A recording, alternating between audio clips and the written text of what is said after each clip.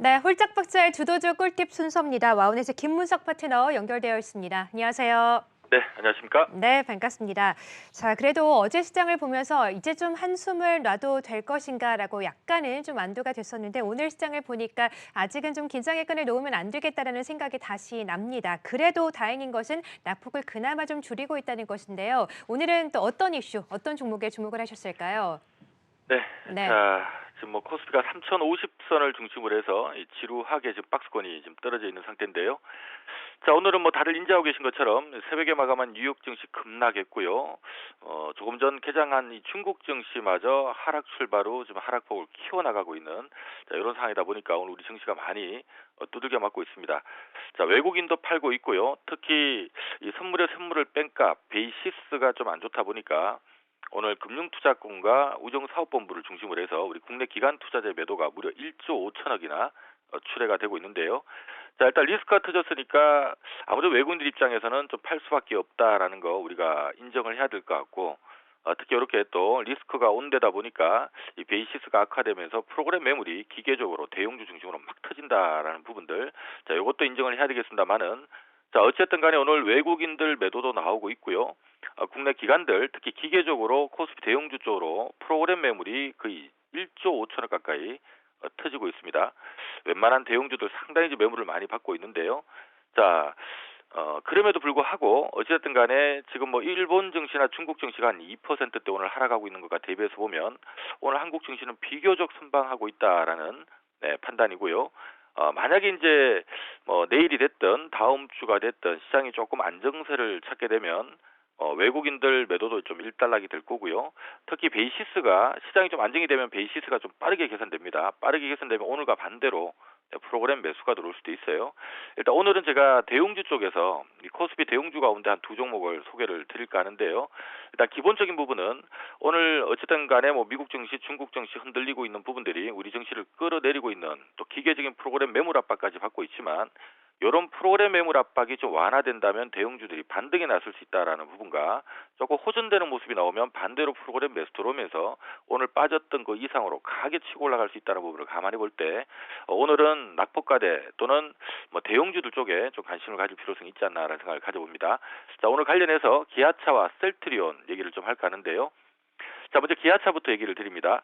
자, 기아차가 오늘 K7 후속으로 공개한 우리 K8, K8 실내 인테리어를 오늘 처음 공개를 했습니다. 지금 계속적으로 뉴스가 나오고 있는데요. 지난번에 나왔던 이 외관도 상당히 좀 잘났다라는 평가를 많이 받았는데 이번 일단 실내 인테리어도 실내 공간도 상당히 잘 나온 것 같다라는 평가를 받고 있는 것 같습니다. 자, 중요한 부분은 요 K8 때문에 기아차 자체의 주가가 이렇게 반전이 나오거나 이런 부분 아니겠습니다만은 어쨌든 우리가 이 기아도 뭔가 좀 변화하고 있다라는 부분을 좀 참조를 하셔야 될 것 같아요. 현대차 그룹이 제네시스 브랜드를 바탕으로 해서 현대차 좀 많이 변화를 꾀하고 있죠. 자, 기아차도 지금 이제 K 시리즈도 보면 특히 기아차 엠블럼도 지금 새롭게 바꿨고요. 최근에 나온 디자인들 보면 야, 이게 외제차인가 할 정도로 굉장히 지금 잘 뽑아내고 있습니다. 결국 이러한 어떤 기술력과 이러한 부분을 바탕으로 해서 뭔가 좀 성장할 수 있는 그런 그림이 나올 수 있다는 부분들 좀 눈여겨볼 필요성이 있을 것 같고요. 자, 제가 지금 주목하고 있는 부분은 자, 기아차는 지금 애플카 논란 때문에 연초에 많이 올랐습니다만은 애플카 기대감 때문에 올랐던 것이 이제 애플카 논란으로 이어지면서 상승분은 모두가 반납이 된 상태고요. 지금 78,800원, 이제 8만 원대 부근에서 줄다리기를 하고 있습니다. 우리가 좀 주목해야 될 부분은요.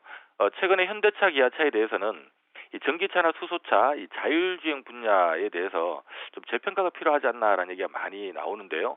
자, 이게 무슨 얘기냐면 기존에 우리가 자동차 완성차를 생산하는 업체들은 전 세계적으로 자동차 휘발유차를 생산하는 기업들이 거의 포화 상태이기 때문에 사실 전 세계적으로 자동차 판매량도 늘지도 않고 이 안에서 어떤 판매 경쟁을 통해서 영업이익률, 즉 마진을 크게 끌어올리기도 힘들고요.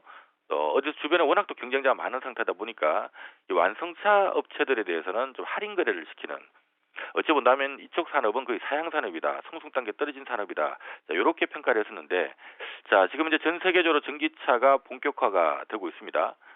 지금 전기차 시장에 먼저 뛰어든 기업들, 특히 기술력을 바탕으로 해서 관련 분야에 먼저 뛰어들었고 또 전기차나 수소차만 만드는 능력이면 안 되겠죠. 자율주행 기술까지 같이 붙어줘야 되는데, 자, 이러한 기술 경쟁력을 갖고 있는 업체들은 향후 우리가 장기적으로 이 글로벌 자동차 시장 내에서 뭔가 시장 점유율을 좀 뺏어갈 수 있는, 좀 확대할 수 있는 가능성이 있다. 이제 어찌 본다면 새로운 신시장에서 성장할 수 있는 그림이 나올 수가 있다는 거죠.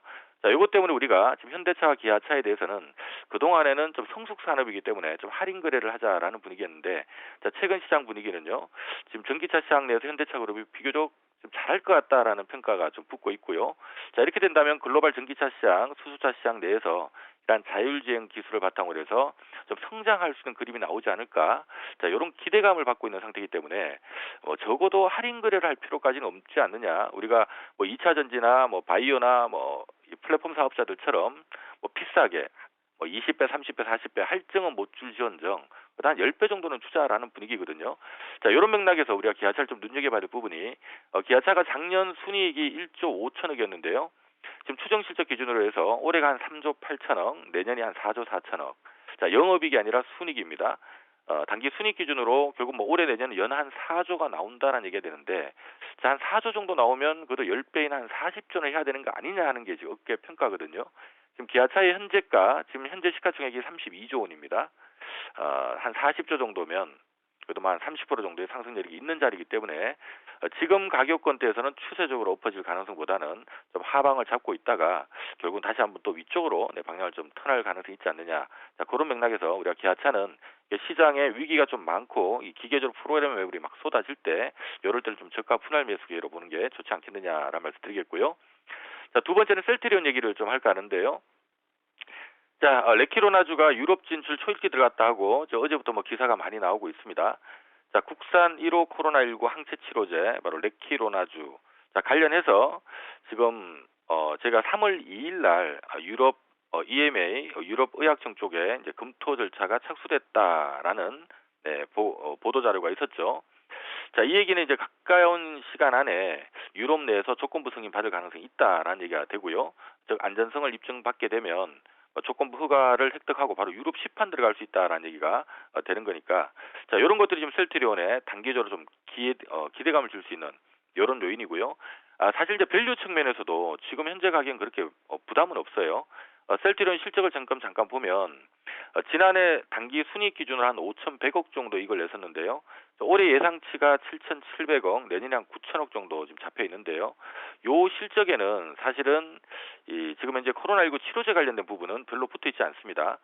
기존에 이제 기존에 하고 있는 바이오 시밀러 부분을 갖고 지금 추정치 한 게 올해 한 7,700억 정도, 내년 한 9천억 정도 이렇게 잡혀 있기 때문에, 자, 레키로나주 자체가 유럽 시판 들어가고 혹시나 또 미국에서도 허가를 득하게 되면은요. 지금 현재 전 세계적으로 코로나19 치료제가 없는 상태이기 때문에 어쨌든 조금 단발성 이익이긴 하긴 합니다만은 향후 2, 3년 이익이 좀 폭발적으로 지금 시장에서 생각했던 것보다 더 늘 수가 있다는 관점이죠. 자, 그런 관점으로 본다면 우리가 지금 셀트리온 같은 경우는 보통 한 50배 정도 할증을 주거든요.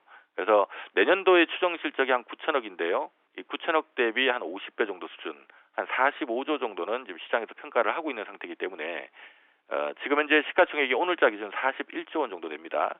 어찌 본다면 한 10% 정도 상승 여력밖에 없기 때문에 조금 중기 투자하기에는 그렇게 매력적이진 않지만 그래도 40조 원대는 방어할 수 있는 이런 요인이다라고 보시면 될 것 같아요. 자, 그런 맥락에서 셀트리온도 최근에 제로 노출되고 난 다음에 이제 주가 좀 많이 두들겨 맞은 상태입니다만은 최근에 30만 원대 부근에서 강한 하방 경직을 보이는 이유가 시총 40조 원대면 지금 셀트리온이 내년에도 이익이 한 9천억 나오고요.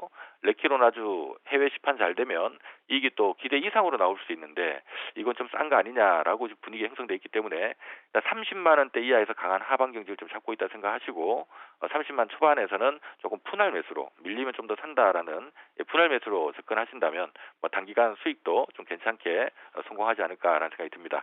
자, 오늘 역시 마찬가지입니다. 셀트리온도 코스피 시총 상위 기업이기 때문에 기계적인 프로그램 매물을 두들겨 맞고 있는데요. 이러한 어마어마한 매물에도 불구하고 지금 플러스 내고 있다는 부분을 주목할 필요성이 있지 않나라는 생각을 가져봅니다. 자, 오늘은 기아차와 셀트리온 관심주로 제시하도록 하겠습니다.